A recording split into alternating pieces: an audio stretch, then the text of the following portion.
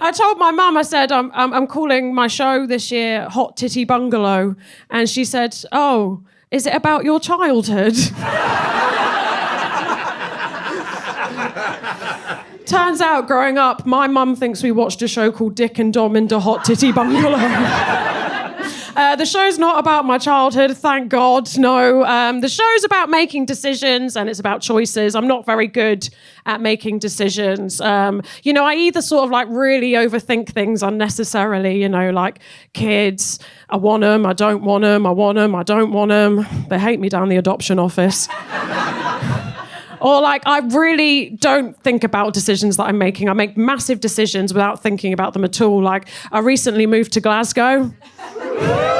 Yeah, it's good. They're like, oh, we're not sure. We haven't seen the show yet, but let's cheer anyway. That's why I like it here, man. That's nice. I moved to Glasgow, and it's a big decision, and like, it's something I probably should have thought more about. No. The reason for that is I'm from the opposite end of the country, right? I'm from a place in Cornwall called Penzance. Nothing for that. Absolutely nothing. Do you know Penzance? Yeah, a lot of people know it for the Pirates of Penzance. Do you know that?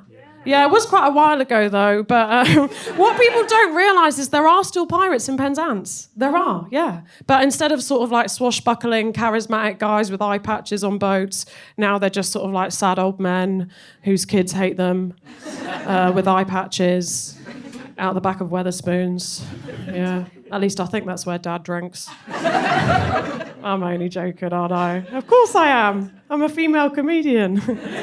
Obviously, I don't know my dad. That one hit a bit hard for some of you. I'm worried that, like, growing up so rurally has made me, like, quite an easily confused, sort of suggestible person, I was on a beach at home the other month and a woman shouted out from the back. She went, if anyone wants a sandwich, you're going to need to come over. So I went over to see what she had. And she was like, who are you? Turns out she just meant her family.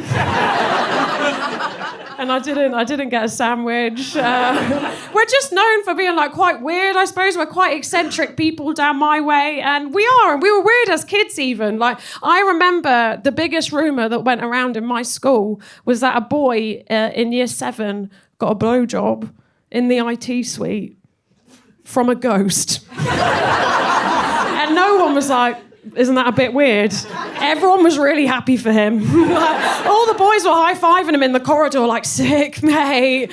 You got Caspered. Oh, my God. That is so cool. I was confused, obviously, so I had to go up to him. I said, excuse me, if it was a ghost, how did you know it was a female ghost?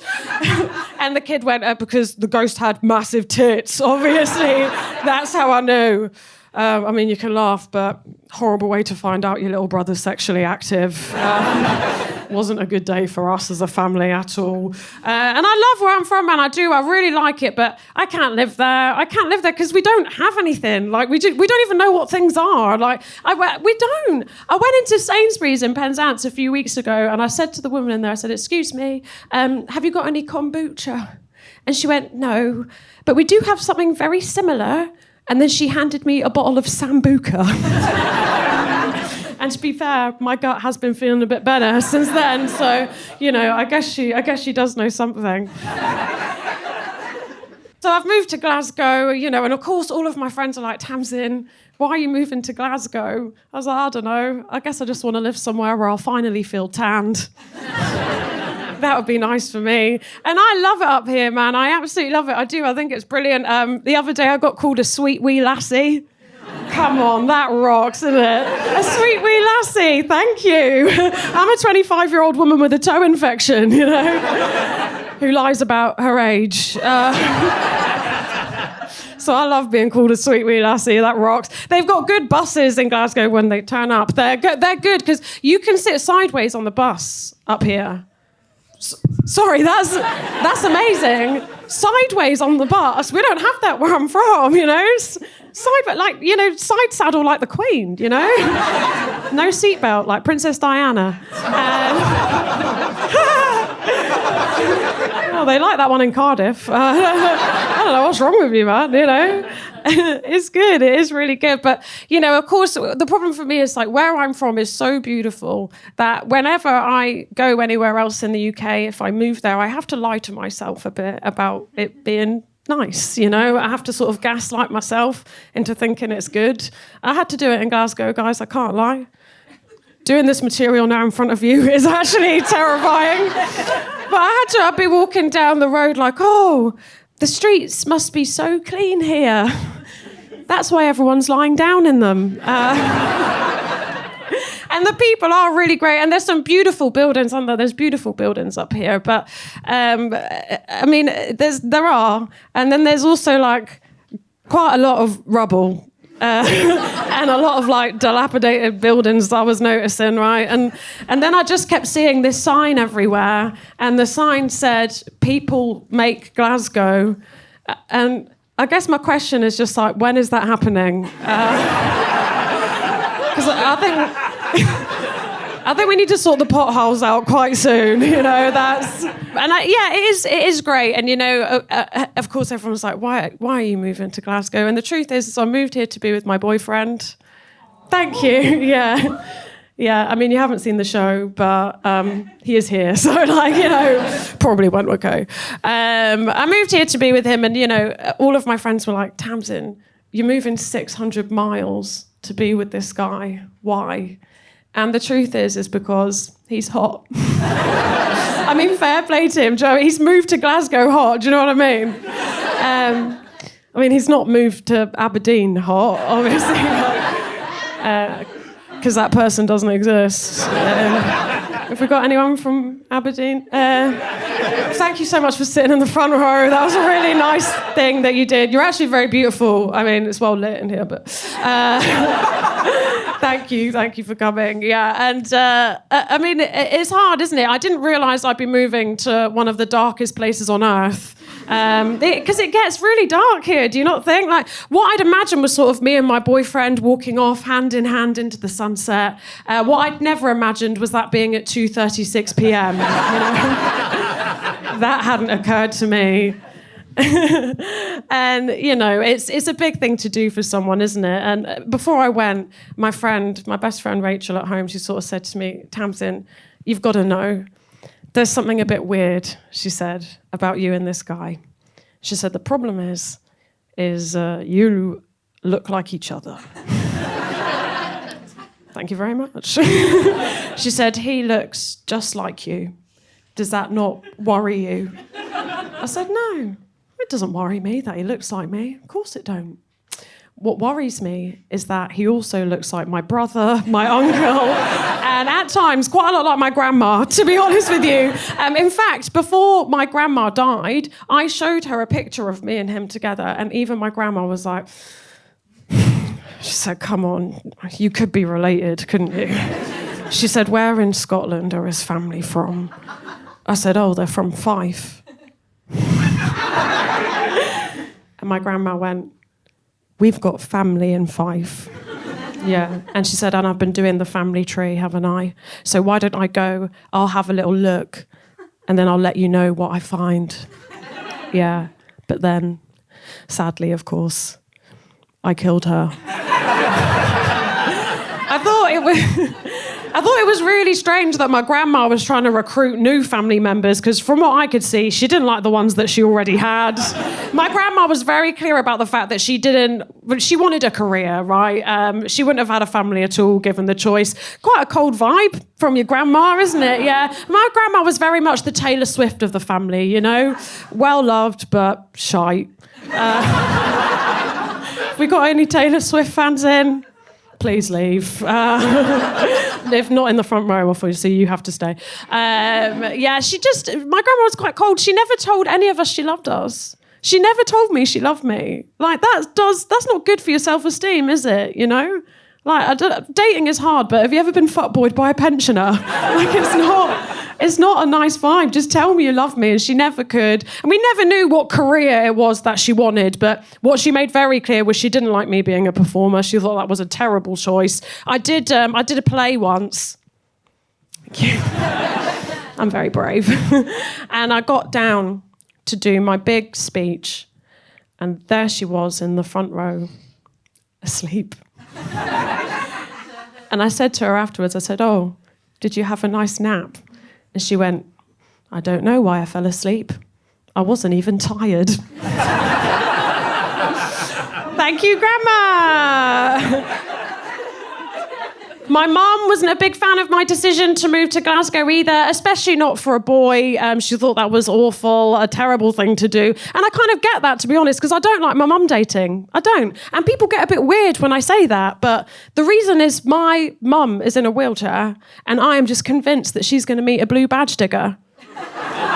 Sorry, but they are out there, okay? There are serious perks to the blue badge, and there will men that will take advantage of that, okay? "Oh yeah, do you really like my mum, Derek, or are you just bad at parking, you know?" "Oh, he texted me, he said he wants to hang out." Yeah, I know where he wants to hang out, on the double yellow lines for 40 minutes, okay? I know what these men are about, and I don't want them going out with my mum, you know? My mum brought me and my brothers up on benefits in council housing where every decision was made for us. We never had to make any big decisions. Even to this day, my mum doesn't get to decide what wheelchair she has. It's just whatever they send her. And there's always something wrong with it. Of course there is. They sent her one once that beeped when it reversed. Sorry, that's okay on a 10-ton truck, but on a mobility scooter in Primark, that looks sarcastic, okay? Just let the woman back up in peace, you know what I mean? It's not fair, is it? My mum's genuine problem with her wheelchairs is she's too thin for them. All of them, yeah. And like, she absolutely loves it. Do you know what I mean? She loves it. And I think like it's unusual, isn't it, for someone to be too thin? Because of how bodies work, you know? And she's not too thin in a kind of like, "Oh, look at that lady, she's so thin." She's too thin in a like smug way, you know?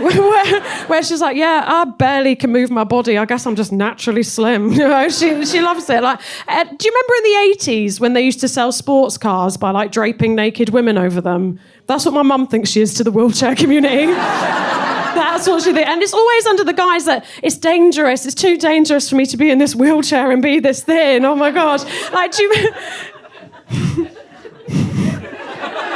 She loves it. Have you ever been to a theme park with your one really thin friend? Does someone go, yeah? You go to the theme park with your one really thin friend and you get on the roller coaster and the thing comes down like that and they start going like this, don't they? Oh no. It feels like I'm going to fall out. I'm too thin. And you're just like, oh no. Hold on tight, bitch. And that's what it's like with my mum every single day. And, you know, of course, me and my brothers make jokes about my mum's disability. Of course we do. We've grown up with it. You know, I know what makes her laugh, right? It's okay when I do it. It's not okay when some random does it, you know. I was on a cycling route with my mum in Cornwall once. Neither of us were cycling, obviously. And a guy came up on his push bike like this. You weren't there, but that was bang on. And then this guy, he sees me and he sees my mum in a mobility scooter and he turns around and he goes like this. Yeah, I could do one of them. Yeah. It's a fucking wheelchair, not a Lucozade Sport, mate. Have a word with yourself, you know. But my mum is so good in those situations. She always just brushes it off. She's like, oh, yeah, oh, look how thin I am. But I'm not, right? And she can feel me and I'm boiling with rage. I get so mad in these interactions and I'm like, I'm going to have to go over and say something. And she's like, don't say anything, Tamsyn. And I'm like, oh, come on. And she's like, it wouldn't be right for you to say anything, would it? And I'm like, why not? And she's like, you know why. So I just have to take a deep breath, you know, pull myself together. And eventually, when I'm ready, I just get off her lap. It's okay when I do it. I know what she likes. She likes a warm lap. I thought my friends might be a bit more supportive of my decision to move. They weren't. My friends in Penzance, they weren't. And that's because my friends at home, They're perpetually single. I mean, they still date, but they're not doing relationships, and that's because they're witches now. That's their thing. You know the ones I'm talking about, sort of tarot, crystals, Lucy and Yak dungarees. Substantial percentage of this audience, probably, now that I'm thinking about it. That's their thing. I think fair enough. I do find the modern witchcraft thing a bit confusing. You know, my friend Rachel's like, I identify as a witch. I'm like, that's absolutely fine. But then, like, why have you got a nectar card? You know? You've got to pick a lane, I'm afraid, you know. Whenever anything goes wrong, she's always fumigating the place with sage. That's her thing. I cannot tell you how many times I've bounded in there like, yes, we're having roast chicken. No, someone's broken up with Rachel again, you know. She's just sat there crying, wiping snot on her little cloak. I tried to be supportive of Rachel because Rach had a baby when we were in our really early 20s. And it changed her whole life forever, you know, and it was a really big decision at the time. And that's because she knew that the father wasn't going to be around, right? And the reason for that is she got pregnant to a travelling folk musician. If you get pregnant to a banjo player in your 20s, you will be a witch in your 30s. That's a solid pipeline. There's no getting around that, unfortunately. And the evening that she told this guy she was pregnant, that night they went upstairs to bed. And while she was sleeping, he climbed out of the skylight and ran away. Yeah. And we were all so confused because the door was unlocked. He could have just used the door, do you know what I mean? So now every time Rach goes on a bad date, I try my best to sort of build her up and I say, you know, come on, Rachel, like, you've got to raise the bar a bit, I'm afraid. You know, no more travelling folk musicians. You need to find someone a bit more suitable, you know. How about a stranger in Scotland who could be your cousin, you know? How about something like that? And the truth is, my boyfriend was a stranger, really. He was, like, we met, and then we were long distance for 4 months. Has anyone done long distance? Yeah. Audibly, no. Wouldn't do it. Nice. Good to know your opinion. Who said yes? That's more helpful. Yeah? Yeah? Was it you? How far was the distance? 4. All right. I wasn't going to Google Maps it or anything. Like, do you want to say? Germany to here? Yeah, no, that's fair play. That is quite far, I guess. And how long did you do it for? A month. A month? Does this count? I don't know. I'm pretty sure I've been in a long-distance relationship to a man in Germany for a month, you know?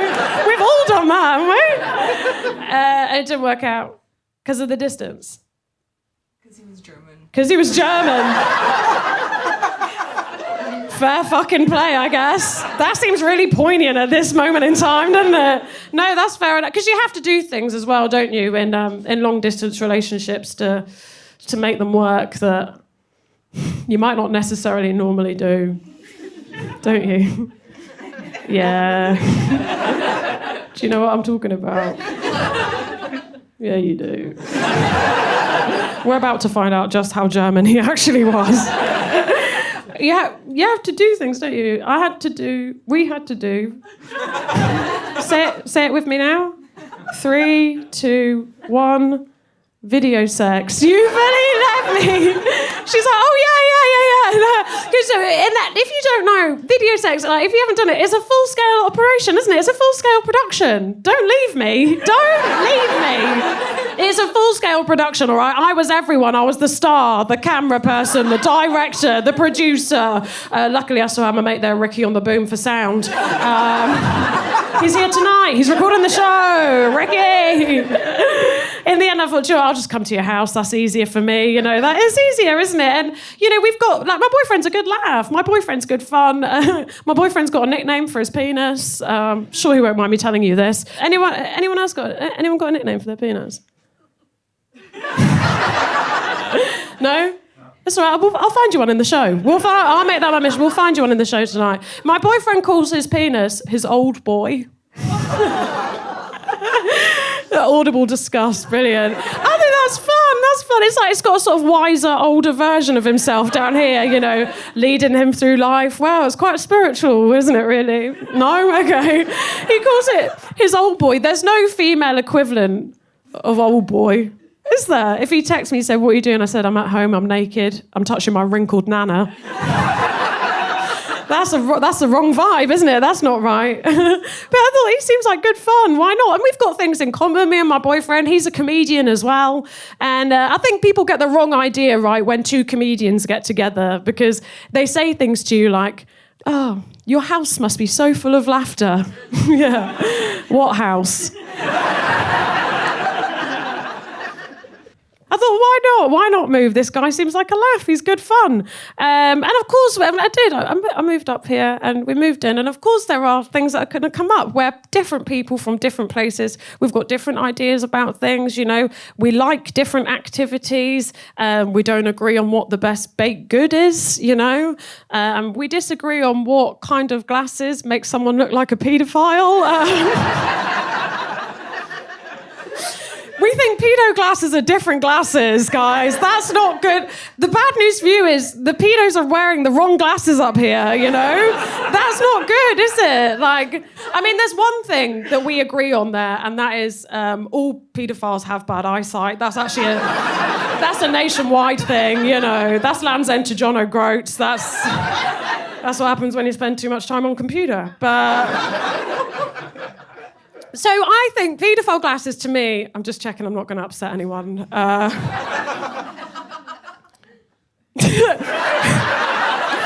You're fine. To me, we're all legal in this room. To me, paedophile glasses are like, you know the Jeffrey Dahmer, like the wired bridge... Is Mark Jennings here? Because that's... The paedophile glasses are the bridge, Jeffrey Dahmer. Like, yeah, thank you. That's, yeah. And like, but my boyfriend thinks that, like, he thinks that, like, little round glasses, he thinks that, like, yeah, he just thinks that small, round, he thinks that my glasses are pedo glasses. What? Wrong. When he told me that, I was so confused. When he said I had pedo glasses, I thought he meant I could see pedophiles. I was like, I think I just got the blue light filter. I don't think I got that one. That's awful, isn't it? Like, imagine moving 600 miles for the love of your life. You put your glasses on in front of that person for the first time, which, by the way, is a vulnerable moment, changes how you look, right? Got quite a lot of glasses wearers in the house tonight. Got nothing to say on that. It changes how you look. You're putting your glasses on in front of them for the first time. There you go. Oh, no. You look up into the eyes of your lover and they just go, pedo. Like, that's horrible, isn't it? That's immature. Of course it caused a big argument. Of course that's not nice, you know. But to be honest, there were other things that I was more worried about, if you can believe it. Like, I'm moving in with this guy. I don't really know him. Is he going to be clean? I asked him, of course I asked him before. I said, oh, you know, are you going to be clean? He was like, yeah, I'm so clean, babe, I swear I am clean. It was like talking to Pete Doherty in 2010. I was like, yeah, I'm sure you are. And we moved into this tiny little one-bedroom flat in Glasgow in the West End, and he wasn't clean. He wasn't clean, you know. And I thought, I've got to do something about this because I need to set a precedent, you know. So I found this article on something called the mental load. Have you heard that term? Yeah, a couple of them. Yeah, one of the men went, yes. So well trained. If you don't know, the mental load is the idea. It's the idea that regardless of the split of physical labour within the household, that the running of the household is a full-time job within itself, right? It's usually done by the woman of the house. It's done up there, and it goes completely uncredited, right? And I saw that article, and I thought, great, I'm going to send that to my boyfriend. So I did. And he genuinely replied with, that looks great, babe. Remind me to read that later. And I just thought, I don't know if I've made the right decision here. I think this might have been a terrible mistake. And you don't want to make the wrong decision with a partner, do you? You don't want to make the wrong decision when it comes to a partner because you don't know how long that person's going to be in your life for. You don't. I still have to see my ex-boyfriend because we co-parent a dog. Not a joke, just my life, but thank you. The dog's called Sophie Ellis Barkster. Why didn't the mature relationship last? I don't know. So I have to see him periodically to get the dog. The last time I saw him, it had been a while, and it's just so awkward because we don't need to be in each other's lives. And it's like, well, what do you say? You know, he just saw me and he looked at me and he went, oh, your hair looks different. I was like, thank you. And then he went, yeah, you look like Snape. So obviously I was like, what do you mean? And he was like, oh, Professor Snape. I was like, yeah, I know what Snape we're talking about. That's not the problem here. Do you know what the worst thing is? The worst thing is my ex-boyfriend's bald, you know? Why don't you back off? Leave me alone, you little dobby fuck, you know? There's a name for your penis if you want it. She'd laugh too hard at that. You can have that. Take that home with you. That's lovely. So I had to see him to get the dog, and it's just it was awful. I had to go back to the house that we used to live in together. Yeah, that's right. I let him keep the house that he bought. And do you know what? I worked so hard to make that place a beautiful place to live. I really did. I put everything into it. Like I did so much DIY, plastering, painting. I get there. And he's ruined it on purpose to get at me. He's ruined it on purpose. Everything that we'd agreed when we were together not to have in the flat, there it is. Anime posters, Toby jugs, his mum. We said no. And there was one thing that he really wanted when we were together. He really wanted in the flat. He wanted a whiteboard in the flat. Very tense in here now. Anyone got a whiteboard in their flat? Not a single person. Or they're just shitting themselves. No one's got a whiteboard in their flat? No. Okay. Okay, it would be you, poor thing. Not my choice. Not your choice. Okay, you've gone up again. Nice. It doesn't even matter that you're from Aberdeen anymore. So where in the house is the whiteboard? In your husband's office, yeah, and it'll fucking stay there as well, won't it? Disgusting. But I think that's fair enough. I think an office, okay, fair. My ex-boyfriend wanted a whiteboard in the bedroom. Next to the bed. Sorry, is that not the most disgusting thing you've ever heard? Why can't we just have a live, laugh, love sign like everyone else, you know? I don't know if you've ever seen live, laugh, love written on a whiteboard. But it's cold. It's less like a jolly mantra and more like a threat from HR, you know? I don't want it. I don't want to live like that. And I get into the flat, and guess what he's got? Yeah, he's got the whiteboard. And it's fucking massive as well. It's right next to the bed, like from the floor to the ceiling. And it's got brand new writing on it. And it's clearly been written just for me so that I can see how great his life is going now that I'm no longer in it. And it just says 50 sit-ups. 50 pull-ups. Reply to Hinge messages. I mean, it may as well have said pick up Ferrari from garage. You know what I mean? But I know him, don't I? I know him, so I know what it really says. What it really says is 2 sit-ups, smoke a joint, have a wank over Alan Rickman. He plays Snape. Sorry, Professor Snape. But I was really glad in a way that I had that experience because what it made me realise is that, you know, how much better things are with my new boyfriend and how much better suited we are to each other. And that made me feel great. But I clearly wasn't feeling good about this big move and this big decision. And me and my boyfriend could both see that. And the reason for that is in this new tiny one-bed flat that we're in, the floor is just covered in clothes, right? I've had a bit of an identity crisis and I've bought all these clothes from Vinted. Have we got any Vinted users in? Oh, yeah, is that one of mine? Yeah, nice. Well, if you don't know Vinted, it's an app where you can sell and buy clothes from some of the most mentally unhinged people in the country who think that anything is packaging. So we're not well on there, guys. I'm sorry. We're not doing okay. I once had a pair of sunglasses delivered to me in a Hovis bread bag. Can you imagine the state of that woman's head? She's not well, is she, you know? Oh, God, come on, Sharon. These have got to be sent today. You can do it. Just 8 more slices of bread. Come on. Get it down. Don't think about the ducks. We're not okay. And you know, my boyfriend's looking at all these clothes all over the floor, and he's like, well, who's the messy one now? Yeah. And I'm like, actually, you're going to feel very silly when I sell all of this and make £7, okay?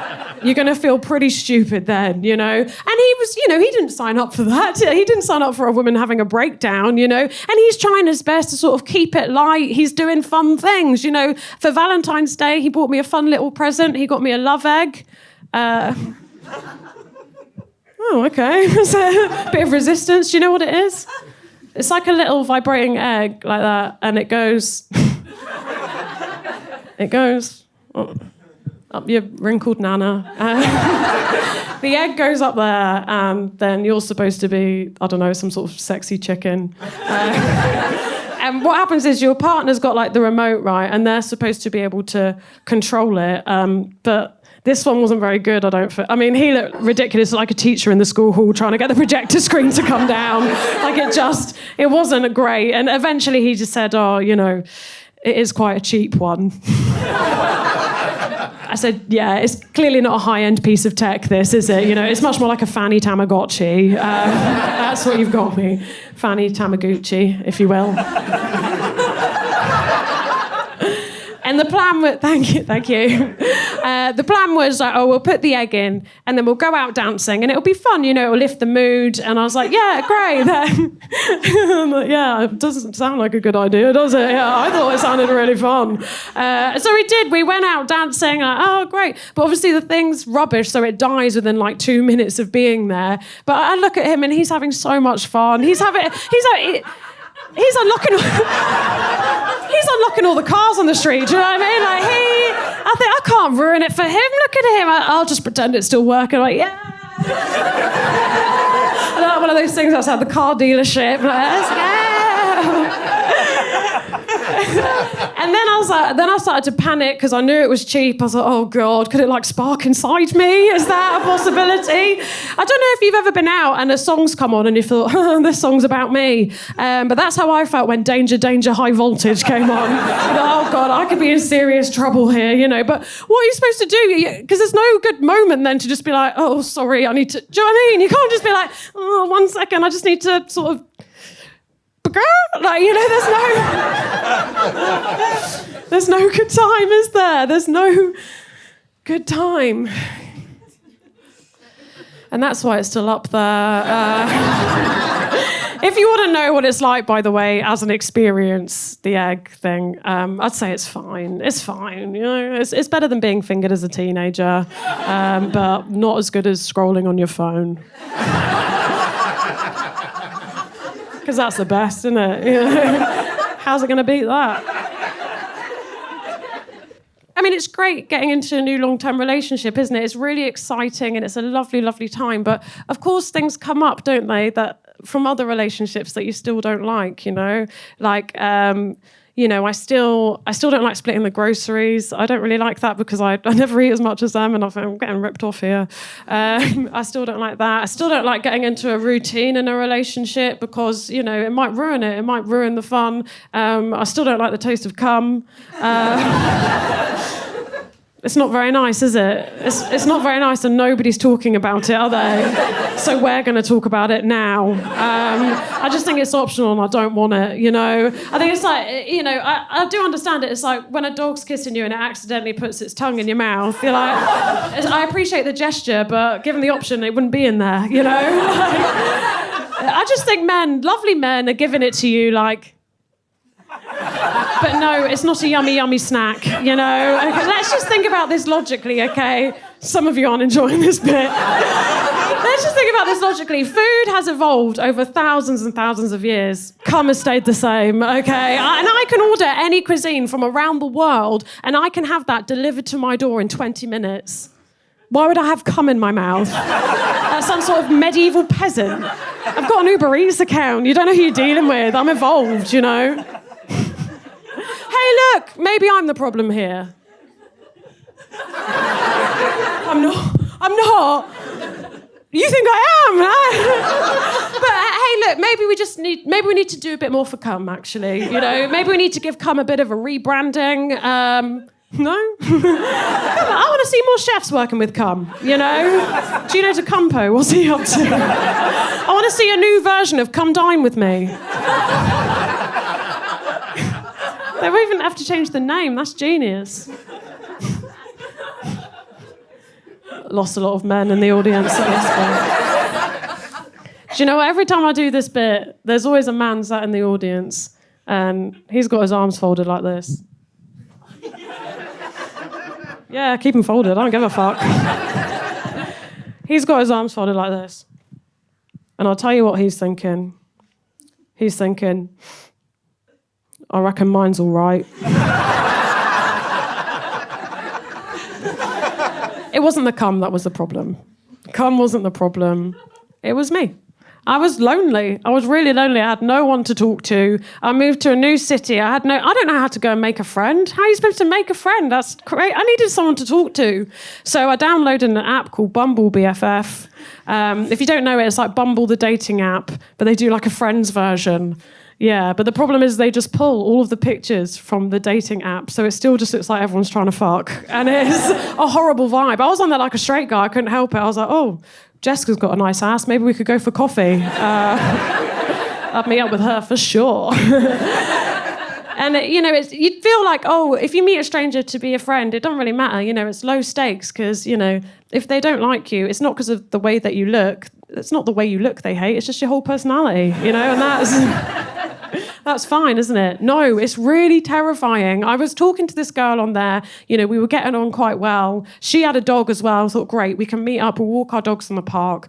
And we arranged to meet. And I was quite nervous, to be honest with you. Like, I've never done something like that before. And on the day we're meeting, I get up early, I get ready. And just as I'm about to leave the house, she sends me a voice note. And she says, I'm really sorry. I can't meet you today. Because I've got to have an emergency operation. Yeah, and this is the only day that they could do. And I said, that's absolutely fine. No problem. I hope it goes well. You know, I left it a week. Hey, hope the op went well. Let me know if you want to hang out. No reply. Left it a few more weeks. Hey, I'm going to walk the dog today. Let me know if you want to join. Hope the op went well. Nothing. To this day, nothing. Yeah. And I just really hope deep down from the bottom of my heart that she's dead. I'd rather be haunted than ghosted. Do you know what I mean? Don't worry, she's going to have a fantastic time in the afterlife. I gave her my brother's number. He knows what's up. I thought, I've got no one to talk to. Like, my boyfriend would already lived up here. He's got all of his life set out, all of his friends. And I started to really miss my life back at home. And I started to worry, what's going to happen to me? You know, I thought, what I need to do is I'll learn to drive. And that way, if I feel like I want to go home, people laughing because I can't drive. Yeah, okay, I'm sorry. I thought, I'll learn to drive, and that way, if I want to go home, I'll just drive home. There you go. That's job done, isn't it? Sorted. So I found a driving instructor. Oh, God, I made a terrible decision with the driving instructor. This guy was absolutely useless. His car wasn't even suitable for driving lessons. It was a Hummer. Not the brand, it stank.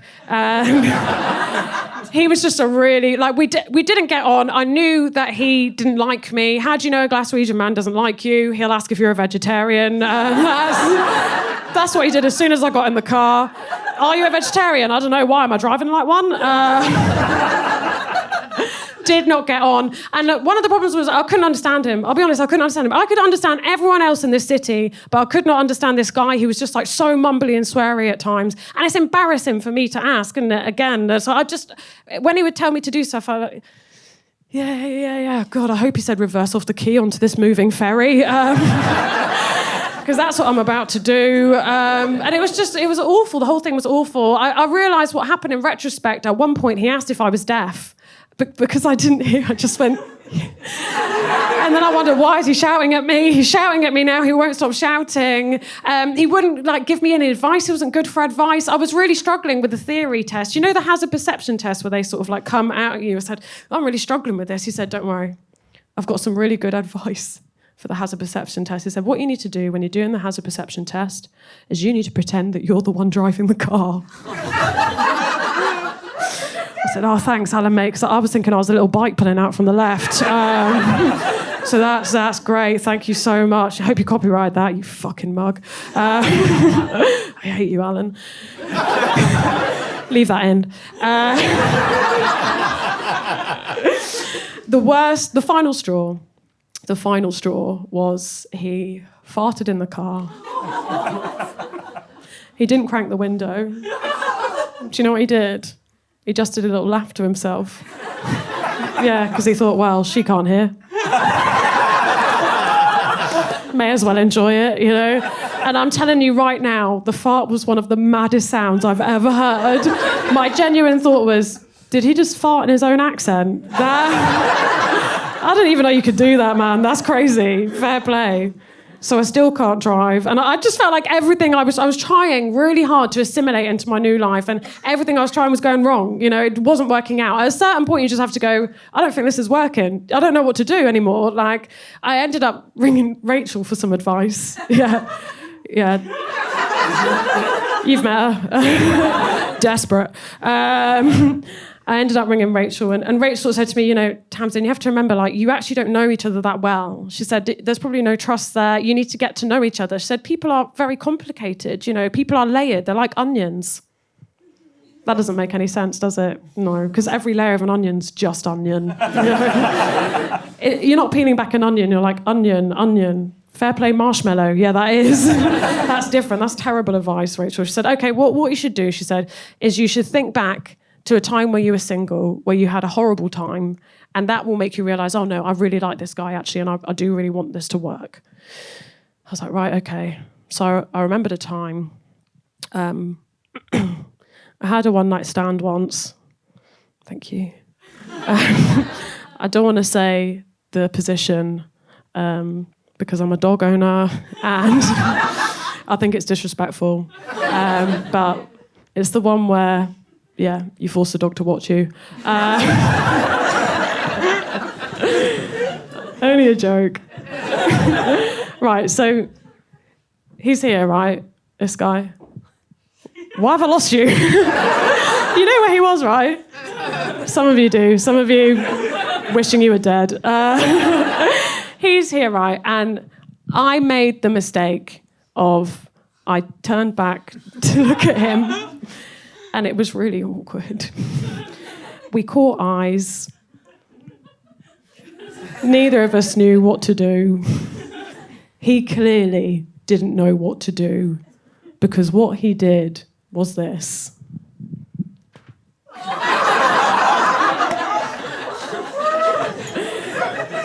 Like he'd just seen an elderly neighbour in a shop, you know.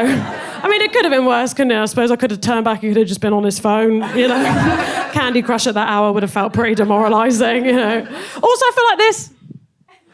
That's too informal, you actually don't know me. Like, lean forward and shake my hand like a man, you know. Let's get the proceedings off to a good start. And Rachel was like, oh, do you feel better now that you've remembered that? I was like, no, not really. Now every time someone waves, I'm just right back there, aren't I, you know? Right back in that car park. Well done, you've taken that well. Rachel said to me, look, Tamsyn, I don't think it's going that well for you. She said, you know, we've had a chat, all of us. I was like, oh, it was so nice of the coven to gather on my behalf. What an honour. And she said, I just think you're really struggling up there. and you don't want to admit it. And she said, we're not going to tell you to come home. We're not going to ask you to come home, but I just want you to do one thing for me, okay? I just want you to go and speak to a professional. And I was like, okay, I agree. Fair enough, I will. So I booked myself in to see a psychic. I'm from Cornwall, my best friend's a witch, what do you expect? Put myself in to see a psychic. I went on the website of this woman called Elaine. Elaine really wants you to do an online booking. She really doesn't want to leave the house, this woman. She was like, since the pandemic, I can now do online readings. I'm like, oh, wow, that's so great that during COVID, the spirits also jumped online, isn't it? That's how convenient. And I'm not doing an online reading. No way. I've got a slow internet connection. Do you know what I mean? If she's like this, how do I know if she's buffering or just possessed? There's no way to know, is there? Elaine? Oh, sorry, I just had the egg in. No.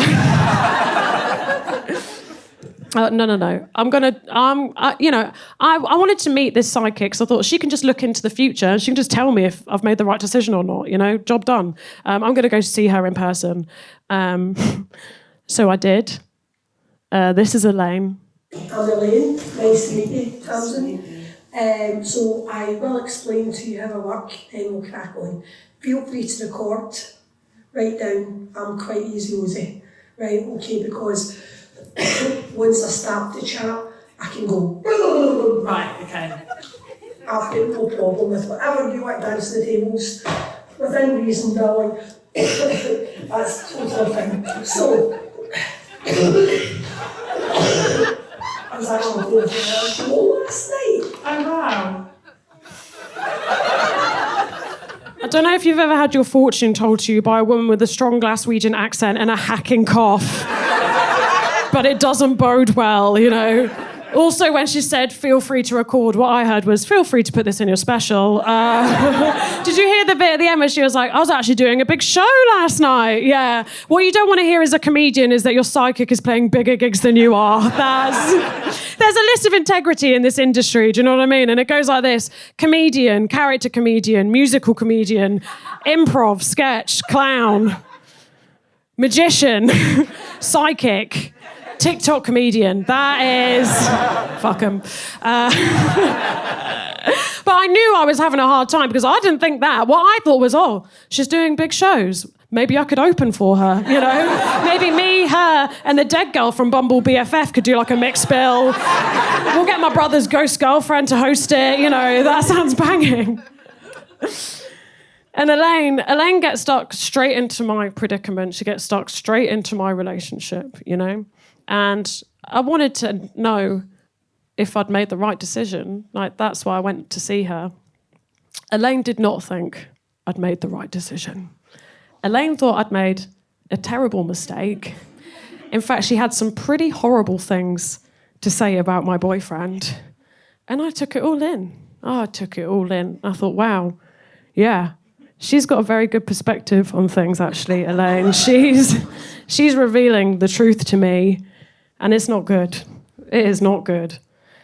And I left and I just went out into the waiting room and I just felt like, oh my gosh, what have I been thinking? Of course this wasn't going to work. What a stupid thing to go and do, And I felt really embarrassed because the truth is I've got a lot of freedom in my life to make decisions in a way that the women around me just don't really have, my grandma seemed stuck in a marriage that she didn't enjoy being in, and she seemed really resentful at the choices having children had taken away from her. Even my mum, she doesn't get to make any decisions in her life at all just because of who she is, because of her disability. And even Rachel had her decisions taken away from her and her choices taken away from her when a guy who played the spoons climbed out of her skylight, And I just felt pretty stupid, to be honest. I was like, well, what have I done with my autonomy, Oh, I've moved to Scotland to shag my cousin and get my vagina electrocuted. Doesn't feel great, doesn't feel like a smart thing to have done. And I just sat in the waiting room. I didn't really know what to do from where I was at. I just sort of listened to Elaine through the walls. wondering if I should call an ambulance. And as I'm sat there, this other girl comes into the waiting room. You know, she's clearly there to see Elaine. My age, my sort of creed, you know, Lucy and Yak dungarees. And she sees that I'm upset and she said, "Oh, have you been in to see Elaine?" I said, "Yeah." She said, "Well, what happened?" I said, "Oh, I wanted to know if I've made a huge change in my life. I moved up here to be with a guy and I wanted to know if it was the right thing to do." And Elaine said, "It's not." And she said, "Well, what did she say about your boyfriend?" I said, "Well," she said that, what I didn't realise is my boyfriend's actually a very cagey and secretive person and that I should be wary of that. But that does seem quite a weird way to describe a man with 3 podcasts. She said that one day my boyfriend was going to do something that would really upset me and that would be the end of it. But that is quite hard to imagine because there really isn't enough room for a whiteboard in our flat. And she said that ultimately it isn't going to work out between me and my boyfriend because we disagree on too many things. But the truth is that there's only really one thing that we disagree on, I said to her, and that is, well, you know paedophiles. We think that they wear different kinds of glasses. And she went, "Oh, do you mean like little round glasses?" And I was like, "No, not those glasses. They're actually my glasses." I said, "Sorry, I'm just really upset." And she said, "Well, it doesn't seem like you think that you've made the wrong decision from what you're saying. Otherwise, why would you be this sad about it?" And I was like, "Yeah, no, I guess that is actually quite a fair point now that you mention it." And she said, "To be honest, I don't know if Elaine's any good at her job." And I was like, "Oh, I see what you're saying. Yeah, I think I've just been scammed. Complete waste of 40 quid now that I think about it. Quite cheap." And she said, "Yeah, I think if that's the case, I don't really want my head messed with." She said, "I don't think I'm going to bother." And I was like, "Actually, now that I've come out, I don't think you should. I don't think you should go in there." And she was like, "I won't." And I was like, "Okay. So what are you doing now then?" I said, "Do you want to get a coffee?" And she said, "Yeah, I'd love to. But unfortunately, I've got to have an emergency operation. And this is the only day that they could do." I said, "That's absolutely fine. You wouldn't believe how often that happens to me. Good luck with it, you know. I'll talk to my brother." And, you know, things are going really well. Things are going great between me and my boyfriend, and it's all worked out okay. And, you know, big decisions are really difficult. Of course they are, but you do have to see them through. And, like, of course, they might not turn out exactly how you'd imagine, but they also might turn out better. There might be better things, you know? Like, I really wanted to have merch for this recording, but I couldn't afford it. And that is why I will be selling all the clothes I bought from Vinted at the end of the show. So please do look out for that. Guys, you have been so lovely. Thank you so much for being here and showing up. I've been Tamsyn Kelly. Thanks so much. Good night.